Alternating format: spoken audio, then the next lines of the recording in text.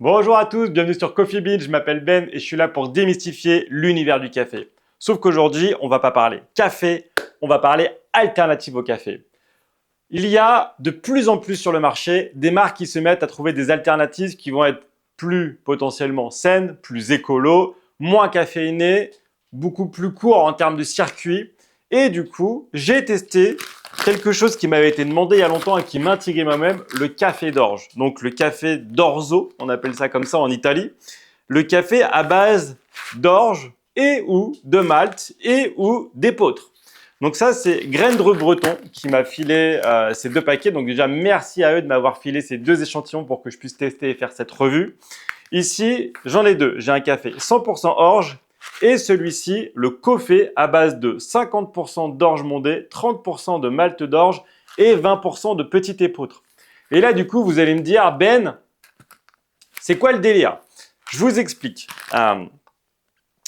En général, il y a toujours un petit consensus autour du café où on dit que dans tous les cas, même si c'est du café bio, du café de spécialité, c'est pas du tout écolo parce que ça vient quand même souvent d'Amérique du Sud, ça vient d'Inde, ça vient d'Asie globalement et principalement d'Afrique. Donc en fait, tout est cultivé là-bas, ramené ici, c'est compliqué. Après, il y a des gens qui supportent mal la caféine, donc du coup, c'est un petit peu compliqué. Et on a aussi un tel savoir-faire en France, notamment agricole, que certains ont décidé de remettre au goût du jour et d'améliorer certaines recettes d'antan. Donc, il y a plusieurs alternatives. Je vous en présenterai d'autres. C'est compliqué à dire comme phrase. Dans une prochaine vidéo à base de fleurs de lupin. Mais là, aujourd'hui, je vais me concentrer sur ces graines venues de la Bretagne, torréfiées en Bretagne, 100% bio, 100% artisanal. Donc du coup, c'est ça aussi ce côté qui me plaît. Pour ceux qui me suivent depuis un moment, vous savez qu'en plus, moi, je suis breton. Donc du coup, tout ce qui vient de Bretagne, en général, on est un petit peu chauvin sans vouloir aller plus loin. Donc, j'aime bien tester. Et du coup, j'ai testé donc le café d'orge et le Cofé 532. Donc, ce qu'il faut savoir, c'est que, en fait, ça se dose et ça se prépare comme le café.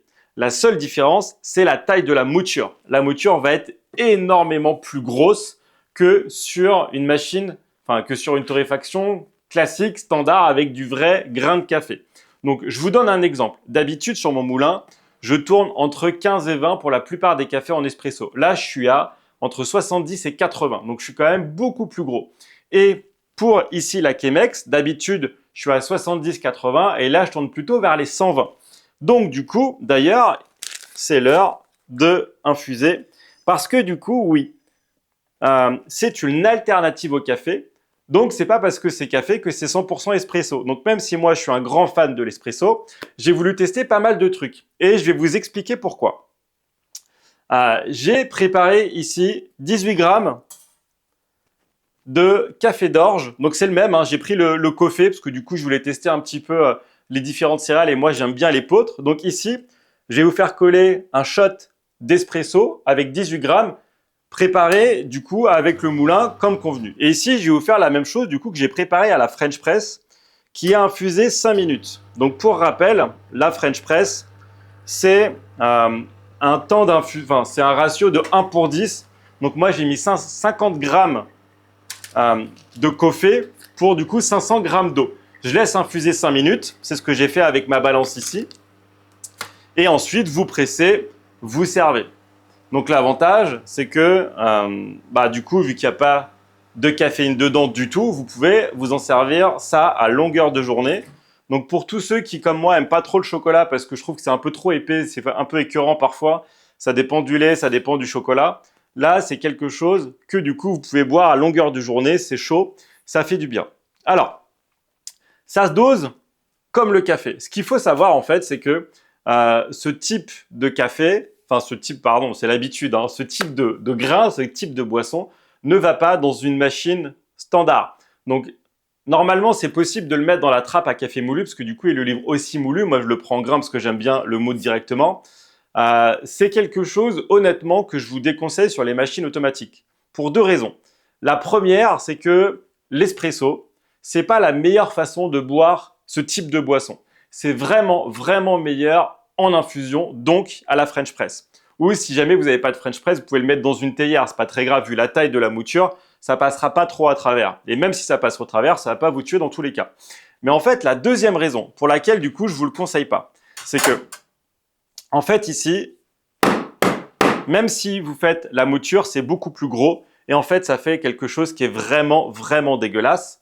Et encore sur celui-ci, ça va encore, mais sur l'autre ici là, le café 100% orge, en fait ça fait une pâte qui est extrêmement gluante, extrêmement collante et en fait ça restait collé dans mon panier et il fallait que j'aille à la cuillère pour l'enlever. Donc, je pense que si jamais vous le mettez dans des machines automatiques, ça risque de la flinguer parce que ça va faire une grosse pâte collante gluante à l'intérieur de votre machine et vu que souvent les machines automatiques à l'intérieur c'est du plastique, à mon avis ça va la flinguer. Mais par contre, avec ce type de machine vous pouvez le faire, il n'y a pas de problème, je l'ai fait plein de fois avant de préparer cette revue et du coup à la French Press, c'est vraiment la meilleure solution selon moi pour le faire. Alors, si vous regardez maintenant, donc ici, je vous rappelle, ça, c'est la French Press, ça, c'est l'espresso, donc il y a un chouïa de créma, hein, mais vous voyez, globalement, c'est à peu près la même couleur. Vous ne le voyez pas forcément trop à la caméra, mais là, du coup, c'est un peu plus trouble et là, c'est un petit peu plus clair. Donc maintenant, ce que j'ai fait, c'est que du coup, en plus, je les ai mis à la même température, je les ai infusés à 92 degrés. Donc, en termes de dégustation maintenant, qu'est-ce que ça vaut? Ici, vous avez du coup toutes les notes de céréales qui ressortent. C'est super agréable, c'est super bon. Moi, j'aime bien, honnêtement. Je ne dis pas ça parce qu'ils m'ont filé les paquets. J'aime bien. Alors, qu'on se le dise, ça ne ressemble pas à du café. Par contre, ça peut ressembler à quand même certains cafés. En fait, j'ai même pas envie de le comparer à du café parce qu'en fait, du coup, c'est pas la même texture. Par contre, en termes de céréales, là, les notes ressortent très clairement. Donc, du coup, c'est super intéressant. On n'a pas le même corps qu'un espresso, forcément. C'est beaucoup plus liquide en termes de texture, c'est beaucoup moins onctueux. Mais par contre, vous avez un goût de céréales qui ressort qui est assez impressionnant et qui est assez bon. Maintenant, on va passer à la version cafetière à piston. Et là, en fait, c'est là où je trouve que on en tire vraiment tout le bénéfice du truc. Parce que, si je vous rappelle, les cafetières à piston, ici, c'est un filtre en métal. Donc, en fait, ça laisse passer quand même pas mal de choses dans le café. Même quand vous le pressez, il y a pas mal de résidus qui restent. Et en fait, du coup, ce café-là est beaucoup plus riche en arômes. Forcément, il a infusé 5 minutes que celui-ci. Il a été infusé plus gros grâce au filtre en métal. Ça laisse passer pas mal de choses, donc c'est pas mal. Contrairement à la V60 où je l'ai testé, honnêtement, le rendu est pas fou non plus. Mais par contre, ici, ces deux types de méthodes d'extraction sont pour moi plus adaptés parce qu'il faut oublier tout ce qui est filtre en papier, tout simplement. Et je conseille la French Press qui va ressortir beaucoup plus de notes, beaucoup plus d'arômes, beaucoup plus de goûts qui sont sympas. On ressent vraiment tout le côté céréal qui ressort. Et là, ça me fait penser, c'est un peu le côté nostalgique du truc, hein, parce que du coup, j'en ai parlé un petit peu à mes grands-parents et en fait, mes grands-pères buvaient ça en tranchée pendant la guerre. Donc, du coup, c'est vraiment un côté historique qui est ressorti. Donc, du coup, ils ont amélioré la recette, bien sûr, parce qu'au début, c'est du café de orzo, d'orzo, comme on dit, c'est orge en italien. Donc, c'est typiquement celui-ci. Et ensuite, ils ont décidé de le cultiver avec d'autres choses, d'autres mélanges, etc., comme celui-là. Donc, typiquement, hein, orge, malte d'orge et petit épeautre, qui vont du coup donner des goûts qui vont être différents, qui vont être plus subtils, qui vont être, selon moi, beaucoup plus intéressants. Celui-ci, typiquement en espresso, il donne pas grand-chose. Par contre, en French Press, il cartonne. Celui-ci, en espresso, il rend quelque chose de pas mal du tout. Et en French Press, il cartonne aussi. Donc ça, je trouve ça plutôt intéressant. Après, ce qu'il faut savoir, c'est que c'est pareil. Du coup, comme je vous le disais, c'est cultivé en Bretagne. C'est 100% bio, c'est torréfié en Bretagne, c'est décortiqué, tout là-bas est fait, tout est fait en Bretagne. Donc du coup, en termes d'empreinte carbone, c'est vrai que c'est quand même pas mal.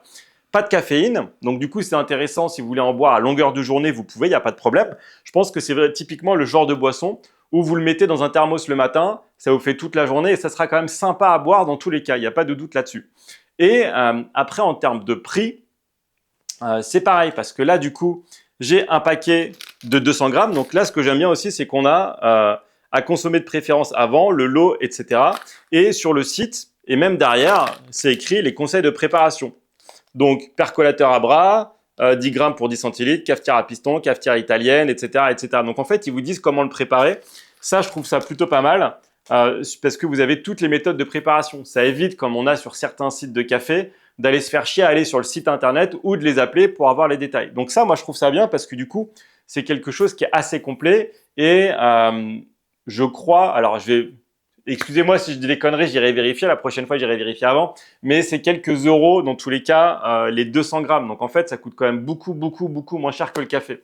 Donc, si jamais vous cherchez quelque chose qui ressemble à du café, qui est beaucoup moins cher que le café, qui est beaucoup plus local, beaucoup plus bio et on va dire vraiment 100% artisanal, c'est quelque chose que vous pouvez considérer. Et si jamais vous le considérez, je vous invite vraiment à acheter une French Press. Donc, vous pouvez utiliser n'importe laquelle des French Press parce que dans tous les cas, grosso modo, c'est la même chose. Vous aurez quelque chose de très cohérent, de très bon, de presque aussi gourmand. Je dis presque parce que du coup, il n'y a pas le corps de l'espresso que moi j'aime bien. Mais vous aurez quelque chose de presque aussi gourmand que le café sur de l'espresso. Et vous aurez quelque chose d'aussi gourmand même, j'ai envie de dire, sur la French Press parce que du coup, qui dit infusion, qui dit en fait céréales torréfiées, dit un résultat qui est vraiment cohérent. Donc je suis plutôt bluffé en fait par ce mélange.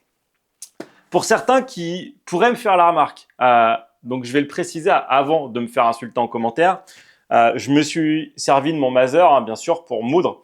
En fait, ce qu'il faut savoir, c'est que pas forcément le Maser, mais le Malkunic K43, à la base, était un moulin à céréales qui après a été testé sur du café, qui a eu des résultats super bons et maintenant ça devient la référence, une des références des moulins qu'on connaît, qui a cartonné sur le marché. Donc en fait, j'ai pas hésité à me servir de mon Maser pour faire ces infusions et en fait, ça salit pas plus mon moulin, ça abîme pas les meules. J'ai pas vu de différence d'extraction dans mes cafés avant ou après. Donc en fait, si jamais vous avez des moulins comme ça, n'hésitez pas, hein, vous pouvez y aller, hein, ça reste des céréales. Donc du coup, d'ailleurs, je vais vous montrer à quoi ça ressemble parce que c'est quand même assez intéressant. Vous pouvez utiliser votre moulin sans problème pour faire ce type de mouture. Donc en fait, ça ressemble à ça. Donc vous voyez, hein, on voit bien tous les céréales. Je pense même que d'ailleurs, ouais, en plus ça je mange. Putain, je vais bouffer ça au goûter, moi, ça va être super bon. Donc c'est quelque chose que vous pouvez vraiment faire si jamais vous cherchez l'alternative au café, qui va être bio, qui va être local, et que vous aimez notamment les cafetières, enfin les méthodes douces, notamment les cafetières à piston. Je vous invite vraiment à l'essayer. Pour le prix, de toute façon, vous ne risquez pas grand-chose, à part peut-être une belle surprise. Comme je le dis, c'est pas parce qu'ils m'ont filé les paquets que je ne dis pas la vérité. Donc, c'est ce que j'ai fait tout au long de cette vidéo. J'espère que ça vous a plu. Désolé pour le retard parce que ça fait des mois qu'on me demandait cette vidéo. On a eu quelques soucis de synchro avec Graines de Beton, mais au moins c'est fait. Je vous invite vraiment quand même à tester. Donc, j'ai pas de code promo. Comme je vous l'ai dit, hein, c'est pas une revue sponsorisée, j'ai pas de code promo. Mais par contre, je vous invite quand même à laisser essayer. Principalement celui-ci. Moi, je vous conseille vraiment celui-ci qui est pour moi beaucoup plus riche et beaucoup plus intéressant. Les notes de céréales ressortent clairement plus dessus. Donc, je vous conseille de les prendre. Si jamais vous avez peur pour votre moulin, commandez-les en grains. C'est pas très grave. Enfin, en mouture, je veux dire. Il est libre directement. Amusez-vous, testez-les. Et je suis très preneur de vos retours sur ce type de boisson en commentaire. Est-ce que ça vous emballe? Est-ce que ça vous emballe pas? Est-ce que vous avez envie de l'essayer? Est-ce que vous l'avez essayé? Qu'est-ce que vous en avez pensé? Quelle méthode vous préparez? Est-ce que vous avez des petits tips sur ces types de boissons que vous jugez pertinent, utile de partager à la communauté? Dites-moi tout ça en commentaire et je serai ravi d'échanger avec vous là-dessus. Je le rappelle, le premier samedi de juillet, je vais faire un atelier à la maison. Je pense que je vais en recommander pour l'occasion, comme ça vous pourrez goûter ici chez moi avec ce matériel-là. Si jamais vous avez envie de tester sans l'acheter, sans prendre de risque, si jamais vous avez peur de tout péter. Voilà, j'espère que cette vidéo vous a plu. N'hésitez pas à vous abonner, à liker cette vidéo. Ça m'aide, ça me soutient à continuer dans ce travail de trouver des partenariats, de trouver des choses à vous présenter. Et moi, je vous dis à bientôt pour des prochaines vidéos. Salut!